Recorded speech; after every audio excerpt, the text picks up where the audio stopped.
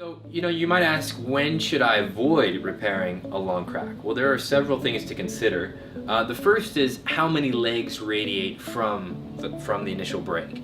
If it's 3 legs or less, in most cases, it is repairable.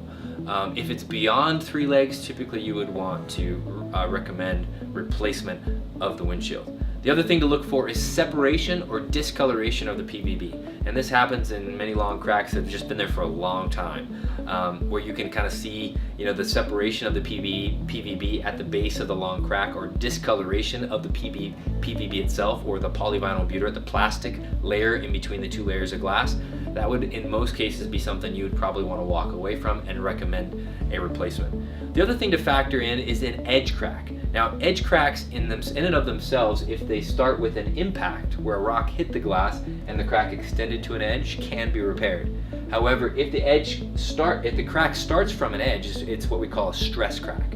And that generally means that there wasn't an impact point, it's just caused from probably improper installation of the windshield, and therefore would not be recommended to repair it, because whatever defect was done when that windshield was installed is probably still going to be there and still going to be putting stress on that area of the glass. So the repair is likely to fail if it's a stress crack.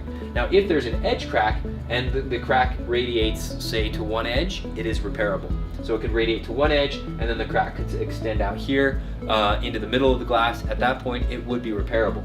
However, if that edge crack radiated to one edge here and then went to another edge, say down here, then it would become unrepairable. The structural integrity of the glass would not be fully restored at that point in time, so it would be something you would probably want to recommend be replaced instead. The other thing to factor in when it comes to long cracks is camera views, heads-up displays, sensor fields. So on a lot of the newer vehicles, they may have a camera view right up around the mirror of the vehicle. So if a long crack were to radiate right through the vision of that camera, it would probably be something you'd want to avoid repairing, or right through the vision of a heads-up display. Those types of things would be something you'd want to factor in when deciding whether to repair a long crack or not.